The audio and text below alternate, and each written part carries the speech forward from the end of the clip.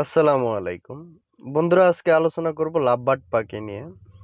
তো আপনার বাসায় যদি একজোড়া লাভবার্ড পাখি থাকে, আপনার ওই পাখিগুলো যদি ডিম পেড়ে থাকে, তাহলে আপনি তাদেরকে কিভাবে পরিযত্ন করবেন, আজকে সেই বিষয়ের উপরে আলোচনা করব।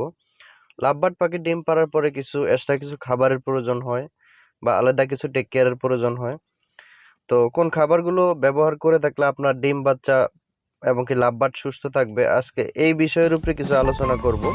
ভিডিওটা ভালো লাগলে একটি লাইক দিয়ে দিবেন। পরবর্তী ভিডিও পাওয়ার জন্য চ্যানেলটাকে সাবস্ক্রাইব করে রাখবেন। আমরা পাকালরা পাখি পালক জগতে সিড মিক্সের সাথে ভালো একটি পরিচয় হয়ে আছি। তো অনেকে জানে না যে সিড মিক্সের বাইরে আরো অন্য কিছু খাবার দিতে হয়। তো সেটা জানুক বা না জানুক, আপনার সিড মিক্সটা যদি একের হয়ে থাকে, তাহলে সেক্ষেত্রে আর কোনো কথা নাই। যেমন আপনার একের বলতে কি, আপনার সিড মিক্সের সাথে কিন্তু সব ধরনের খাবারটা থাকতে হবে। যেমন এখানে আমি বলেও শেষ করতে পারবো না।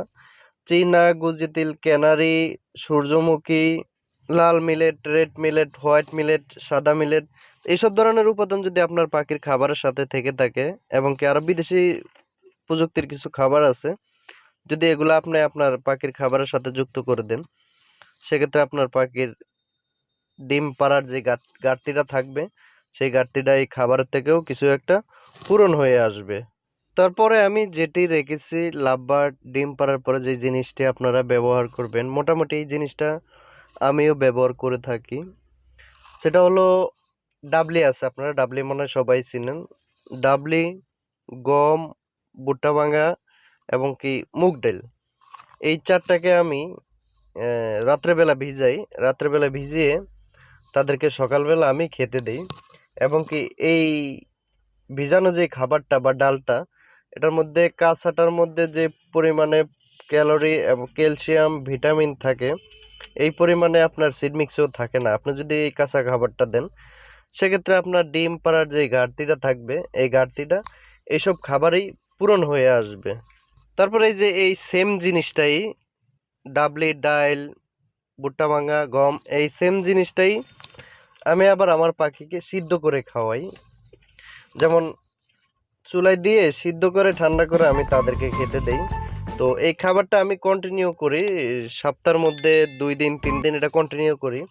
কারণ আমি যাতে অন্য একটা জব করে থাকি, সেক্ষেত্রে আমি এটা সকালবেলা দিয়ে একবারে বাসার থেকে বের হয়ে আসি, পানি টানি একসাথে দিয়ে ওরা খেয়ে মোটামুটি ভালোই খায়। আমার পাখি এইসব খাবারগুলো ভালো খায়। আর আপনাদের পাখি যদি এইসব খাবারগুলো না খেতে চায়, তারও একটা ভিডিও আমার চ্যানেলে আছে।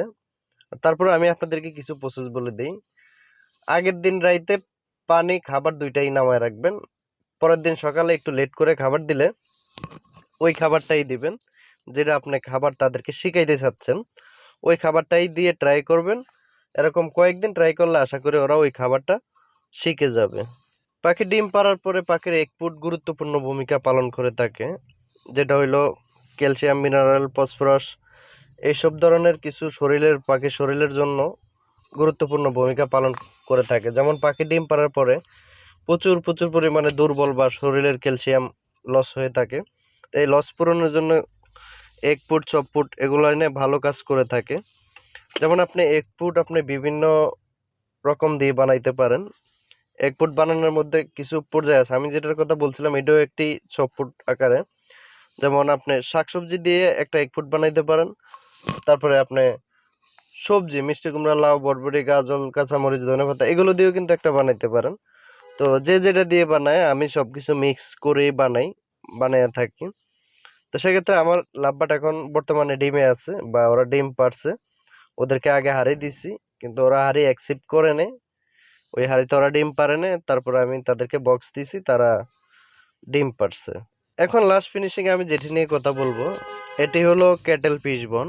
এটি আপনারা সবাই চিনেন। এটারে কিন্তু অনেক বিটারে খাওয়াইতে পারে না, কেন? এটার অনেক দাম, এই জন্য এটাকে সবাই খাওয়াইতে পারে না।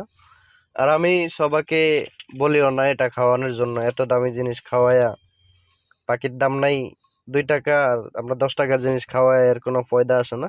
আর যদি আপনাদের সামর্থ্য থাকে, তাহলে আপনারা এই ক্যাটেল ফিশ বন খাওয়াইতে পারেন। ক্যাটেল ফিশ বন পাখির A to Z ইত্যাদি ইত্যাদি কাজ করে থাকে। তো ক্যাটেল ফিশ বনের ভিতরে এমন কোনো জিনিস আমার মনে হয় না না আছে, যেটা ডিম পাড়তে সহযোগিতা করে, এফগান্ডিং হইলে সহযোগিতা করে, এবং কি পাখির শরীর, ডিম বাচ্চা উৎপাদনে, ডিম পাড়ার ক্ষেত্রে বহু প্রকারের কাজ করে থাকে এটা তার ক্যালসিয়ামে। তো আমি বলবো আপনার যদি সামর্থ্য থাকে তাহলে আপনি খাওয়াইতে পারেন, আর সামর্থ্য না থাকলে খাওয়ানোর দরকার নেই। তো বন্ধুরা, আজকে ভিডিও পর্যন্ত, ভালো লাগলে একটি লাইক দিবেন, পরবর্তী ভিডিওর জন্য চ্যানেলটাকে সাবস্ক্রাইব করে রাখবেন। আল্লাহ হাফেজ।